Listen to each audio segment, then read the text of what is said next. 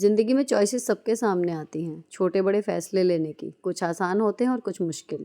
लेकिन ये फैसले ही आगे चलकर हमारे जीवन की दिशा निर्धारित करते हैं, हमारे जीवन को दूसरों के जीवन से अलग बनाते हैं। जिसके जैसे फैसले, उसका वैसा जीवन। अब आप जो ये इस व्लॉग में देखोगे ना 2.5 घंटा, हो सकता है मैं थोड़ा सा फैसला दूसरा लेती तो ये 2.5 घंटा मेरा बिस्तर पे पड़े हुए निकलता। लेकिन थोड़ी सी हिम्मत से मैंने एक जीवन भर के लिए अमूल्य याद भरा एक समय बिता लिया अपने अपनों के साथ। क्लियरली चॉइस आपके पास ही है कि अपनी लाइफ को पूरी तरीके से जीना है या ऐसे ही बीत तो वो जाएगी ही, जैसा मैं हमेशा कहती हूँ। तो जियो जी भर के।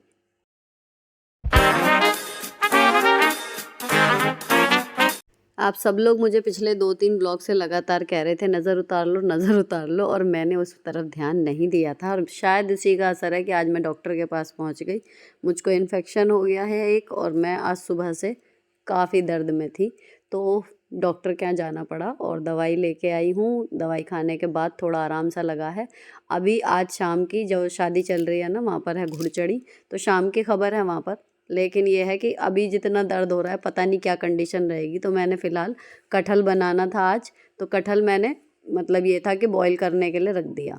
अब ये काट भी आज मेरे हस्बैंड ने ही दिया था, तो वो मदद कर रहे हैं। ऑब्वियसली रोज़ में इतनी करते हैं, तो आज तो तबीयत थोड़ी ख़राब हो गई है। थोड़ी क्या, एक्चुअली पेन काफ़ी ज़्यादा हो रहा था, तो ये था कि देखते हैं क्या होता है। कंडीशन ये थी कि शायद मैं जा ना पाऊँ, क्योंकि मुझे नहीं लग रहा था ठीक। अभी चल रहा था यहाँ पर, मैं आओ बहन बातें करे वाले चैनल पे जो वीडियो गई थी आज के दिन, मतलब जिस दिन का ये व्लॉग है, उसका थंबनेल वगैरह मैं बना रही थी। तो मेरे हस्बैंड जो हैं इतने उन्होंने प्याज और लहसुन अदरक पीस दिए थे। अब मैं उसे बना के इतने में दवाई वगैरह खा चुकी थी, तो मुझे इतना आराम लग गया था, तो मैं खड़ी हो गई थी फिर किचन में कि सब्ज़ी बना देंगे इस हिसाब से कि शाम को वहाँ पे मतलब घुड़चढ़ी है, खाना वगैरह कुछ नहीं है, तो खाना अपना हो जाए।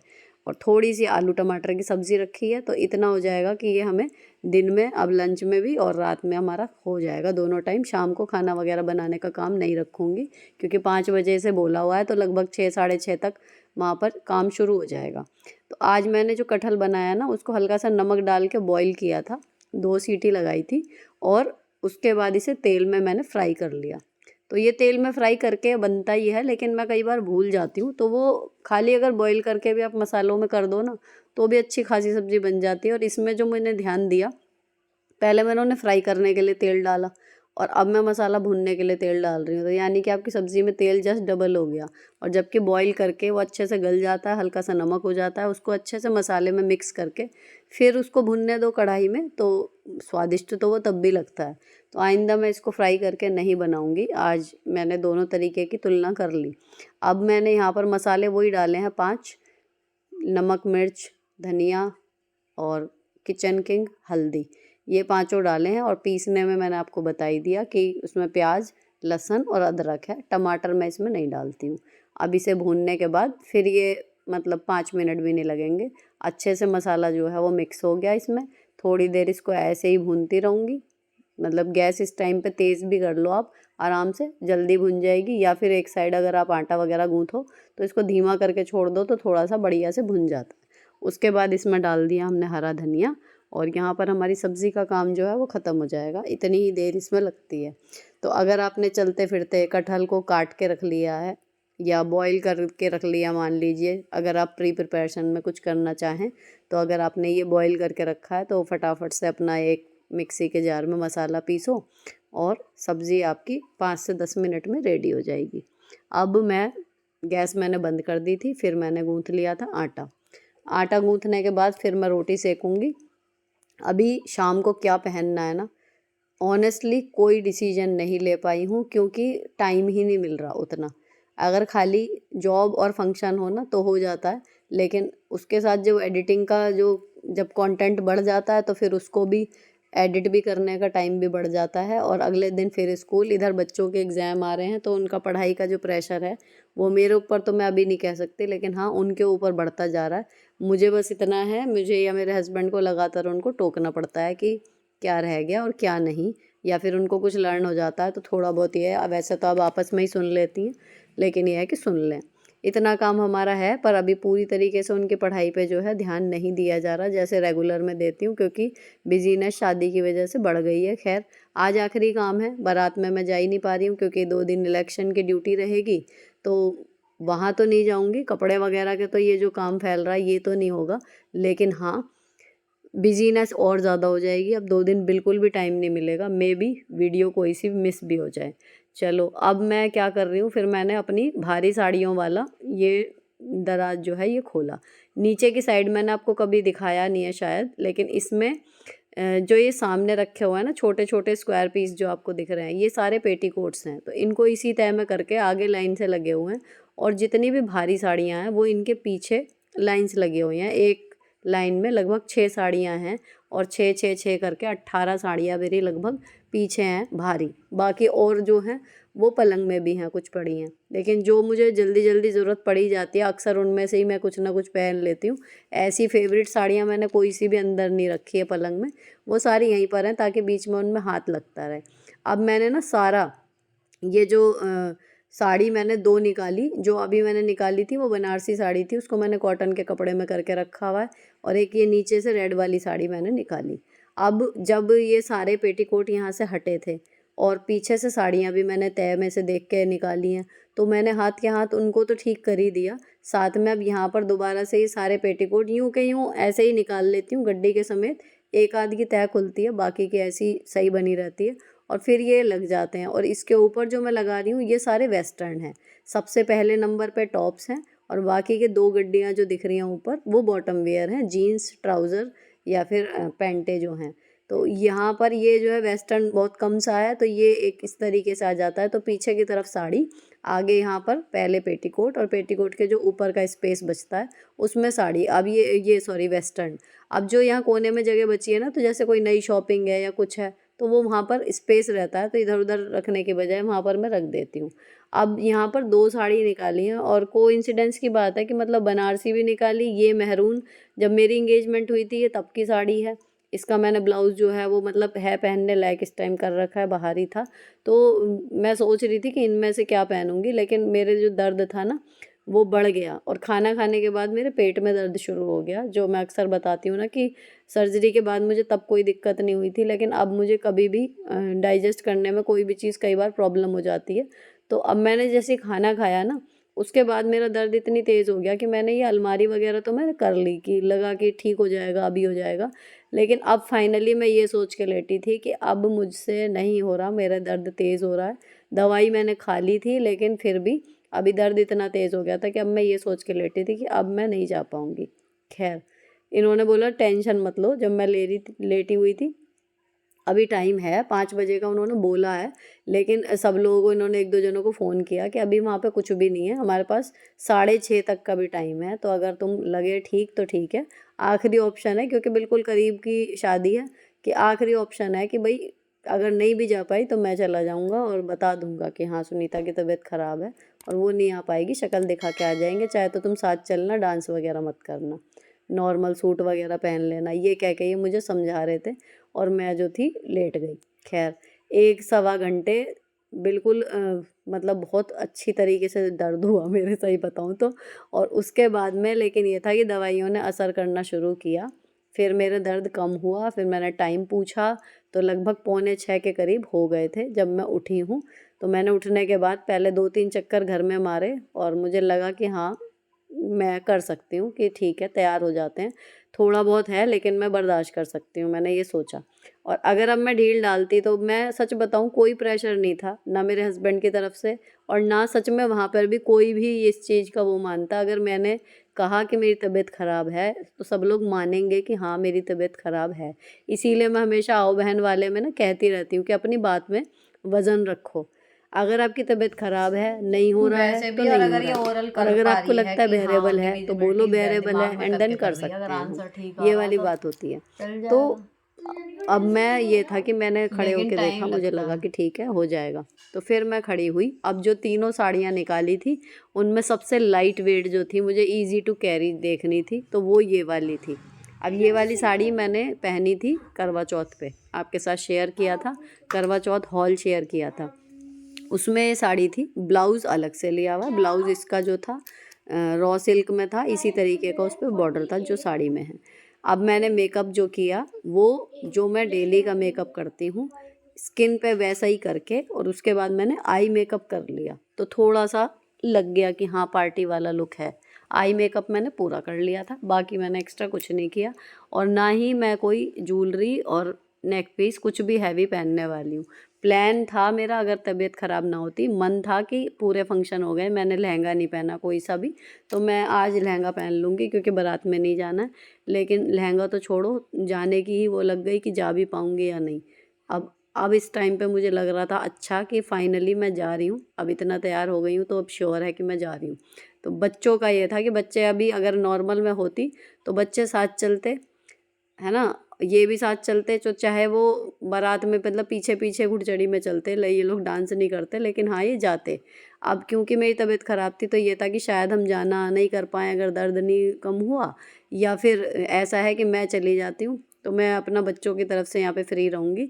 दूसरी चीज़ ये भी है कि हो सकता है वहाँ लेट हो जाए और बच्चे जो हैं वो कल का उनका टेस्ट है वो याद भी कर रहे हैं, तो एक बार को उन्हें एंजॉय करना होता या कुछ होता तो फिर भी जाते, लेकिन ये हुआ कि फिर बच्चे भी नहीं जाएंगे। अब मुझे छोड़ देंगे या फिर पुनीत भैया जाएंगे तो मैं उनके साथ निकल जाऊंगी, ऐसे होएगा। तो यहाँ पर जो है कुल मिला के अब मैं तैयार हो गई। अब इस साड़ी की मैंने आपको डिटेल बता दी, बालों में भी कुछ नहीं किया है, सिंपल अपना सिग्नेचर लुक लिया है कि एक तरफ से बालों को ट्विस्ट करके पिन लगा लिया, दूसरी तरफ के लूज़ छोड़ दिए हैं और चूड़ियाँ डाल ली हैं मैंने लाल, बाकी कुछ भी नहीं इसमें मैंने एक्स्ट्रा ऐड किया। मुझे लग रहा था कि बस इतना ठीक है, और मतलब ऐसा भी नहीं लग रहा कि तैयार नहीं हुई हूँ और ऐसा भी नहीं लग रहा कि सबसे ज़्यादा मैं ही अलग से ज्वेलरी वूलरी मैंने कुछ भी पहनी नहीं थी। मैं थोड़ा सा लुक को लाइट रखना चाह रही थी क्योंकि साड़ी ऑलरेडी रेड है। अब जी यहाँ पर मैं तैयार हो गई, अपने लुक को देख के मैं खुश सी हो गई। उसके बाद हम वहाँ पर पहुँचे तो दूल्हे राजा तैयार हो रहे थे, उनके जीजा जी जो हैं वो सब रस्म होती है ना पहनाने की, कपड़े जो हैं वो दूल्हे को सजाते हैं उनके जीजा, तो यहाँ वो वाली रस्म चल रही है। साथ में चल रहा था फ़ोटो सेशन का दौर और मुझे मतलब पसंद है सबकी फ़ोटोज़ खींचना, उनके मूवमेंट्स कैप्चर करना, फिर उनको भेज देती हूँ। खुश हो जाते हैं सब लोग अपनी अच्छी अच्छी फ़ोटो देख के और मैं भी खुश हो जाती हूँ उनकी खुशी देख के। तो मेरी छोटी नंद पापड़ लेके जा रही है रस्म के लिए, ये बड़ी नंद की बेटी और उसकी बेटी है।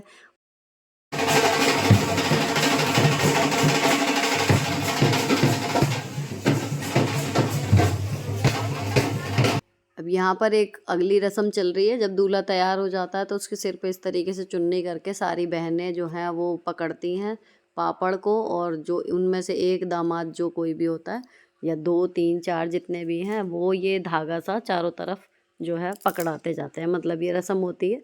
अभी ये इसके 7 फेरे हो जाएंगे, उसके बाद धागे को और चुन्नी को पापड़ को ये सबको हटा के रख लेंगे। देन अगला नंबर जो आता है वो टीके का आता है, तो टीके में गोले वगैरह लड़के को दिए जाते हैं, उसके लिए तौलिया सागर की गोद में रख दिए और उसके बाद शुरू होगा टीके के लिए सबका एक एक करके आना, तो बड़ी लंबी लाइन लगेगी।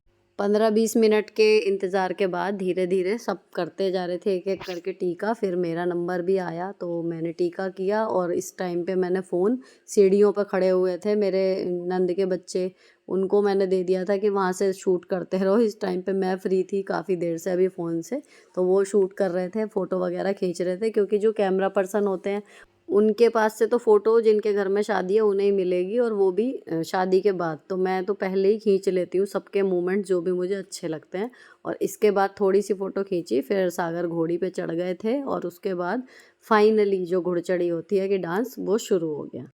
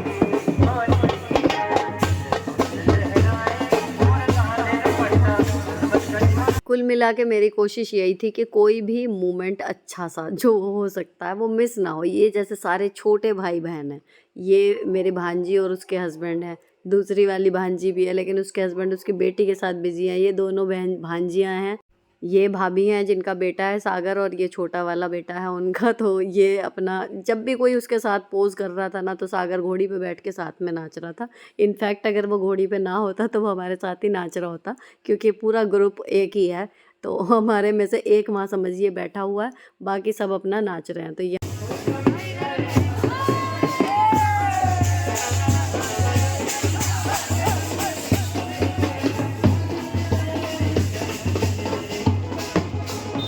इन वाले भैया भाभी की एनिवर्सरी थी आज, 22 साल पूरे हो गए इनकी शादी को, तो इन्हें मैंने अलग से बुला के इनकी एक वीडियो बनाई।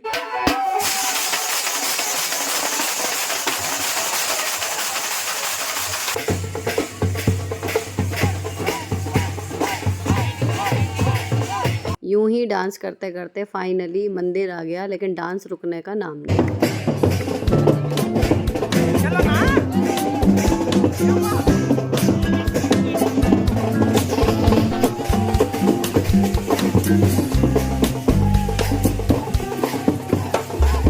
ये थे दूल्हे के मम्मी पापा, फिर इनको साथ में डांस कराया। फिर मैं छोटे भैया भाभी को बुला के लाई कि अब ये मतलब जहाँ दो बड़े नाच रहे हैं आप भी दोनों नाचो। तो चारों एक साथ ये डांस कर रहे थे, मेरी नंद इन पे वार फेर कर रही थी। फिर बुआ सास को सागर के पास ला के फ़ोटो खिंचवाई, क्योंकि दादी हैं उनकी, और ये वाले भैया की मैंने बताया था ना एनिवर्सरी दिखा दिया। एंड बहुत ही फनी सा एक और एक क्यूट सा मूवमेंट क्रिएट हो गया। खैर उसके बाद फिर मंदिर में जो पूजा होती है उसमें जो दूल्हे की माँ होती है वो इस तरीके से बैठती है सामने, या तो नल हो या कुआं हो, नहीं होता तो बाल्टी में पानी भर के, और जो परिवार की 5 स्त्रियाँ होती हैं वो इस तरीके से मतलब पूजा करती हैं। फिर ये पानी वानी पिलाने का रिचुअल होता है, माँ पीती है बलाएँ उतार के पानी और बेटा मना करता है। देन फिर उनको उठा लेता है बेटा कि मतलब यहाँ से उठ जाओ और चलो अंदर। उसके बाद फिर जो परिवार की स्त्रियाँ उसमें हथलगी में होती हैं वो ये मूसल वाली जो है रस्म ये करती हैं। तो यहाँ पर लगभग जो है वो हमारा काम यहाँ पे ख़त्म हो चुका, और कानपुर के लिए बारात जो है वो आज रात को ही निकलेगी। तो मैं बारात में तो जाऊँगी नहीं, तो अब यहाँ पर रुकने का कोई अब मेरा काम बचा नहीं था। तो फिर मैंने अपने हस्बैंड को फ़ोन कर दिया था, वो बच्चों के पास थे घर पर, तो वो मुझे लेने आ गए। और अब मैं घर आके देखा तो शाम को ये पार्सल आया था जो मैं उठा के रख के गई थी, मतलब देख नहीं पाई थी, जब मैं लेटी हुई थी तब आया था। तो मैंने इसको खोला क्योंकि ये मैंने बड़े मन से मंगाई थी। इसमें है एक साड़ी, और मेरी एक्सपेक्टेशन के बिल्कुल बराबर ये आई है, ना उससे कम ना उससे ज़्यादा, क्योंकि मुझे इससे इतनी ही एक्सपेक्टेशन थी। मेरे पास एक पर्पल कलर की साड़ी है ना सिल्क में, आपने देखा होगा, वो बहुत ज़्यादा पसंद आती है। इनफैक्ट मैंने उसका कभी कोई शॉर्ट या रील शेयर नहीं किया, लेकिन फिर भी उसको इतना ज़्यादा एडमायर किया आप लोगों ने। ये मैं ना उसको एक दिन देख रही थी कि वो स्टॉक में है या नहीं है अभी, या कुछ और क्या पता नहीं, मतलब मैंने उसको खोला हुआ था तो उसके रिकमेंडेशन में ना ये आई साड़ी, और मैंने इसको देखते ही ऑर्डर कर दिया। आप यकीन नहीं मानोगे, ऑनलाइन पेमेंट और ये सब करके 378 रुपये की शायद ये साड़ी पड़ी है। इतनी सस्ती और क्वालिटी इतनी बढ़िया आई है। पूरा इसमें लेस लगी हुई है, ये जो इसका सिल्क का बॉर्डर का सा लुक दे रही है। डबल शेड में साड़ी है, सिल्क का सा कपड़ा है और इतना सॉफ्ट है, मतलब वो बिल्कुल वही है वो पर्पल वाली का समझिए कपड़ा और लेस उसकी, और कलर इसका उसमें जो है वो लहरिया प्रिंट है पर्पल में, और आर्ट सिल्क का इसमें ब्लाउज़ मिलेगा पूरा 80 सेंटीमीटर का, और साथ में उसमें लगे हुआ बॉर्डर। तो मेरे चेहरे की खुशी आप देखो। यहाँ हाय मैं आरोही को कर रही हूँ क्योंकि वो अभी लेटने के लिए गए थे बच्चे और मैं आ गई। ये इतनी सुंदर लगी ना, मतलब मैं क्या बताऊँ, पूरे दिन की मेरी अभी तक की डांस करके भी मैं जितनी खुश हुई थी ना उससे कहीं ज़्यादा खुश मैं इस साड़ी को देख के हो गई। मैंने तुरंत रेड वाली साड़ी उतारी और इसको मैंने टक इन करके फटाफट से पहन के देखा, क्योंकि मैं बड़ी एक्साइटेड थी। मतलब ये एक्चुअली लेट हो गई, ये आती 1-2 दिन पहले, तो अगर टाइम से आ जाती ना तो मैं कुछ ना कुछ मिक्स मैच करके शायद मेहंदी में इसको ही पहनती। लेकिन चलो नहीं आई कोई बात नहीं, पर देखो कितनी सुंदर लगी, मज़ा आ गया। ये वाली साड़ी तो मतलब स्टॉक आउट होने से पहले ही ना, जैसे ही वीडियो देखोगे तभी ऑर्डर कर देना। अगर बिना किसी डिस्काउंट के ही मंगाओगे तो 400 शायद 12 रुपए की साड़ी थी ये। क्या मतलब कोई कहेगा इसको देख के, और इसके मैचिंग ब्लाउज़ के साथ ये इस तरीके से पहनो, इतनी सुंदर है यार ये, बहुत ही। अब मैं ये वाली साड़ी पहन के अपनी खुशी मनाती हूँ। फिलहाल ब्लॉग यहीं पर ख़त्म कर रही हूँ। अच्छा लगा हो तो चैनल को सब्सक्राइब कर देना। मिलती हूँ आपसे नेक्स्ट वीडियो में। Till then bye bye, stay beautiful always.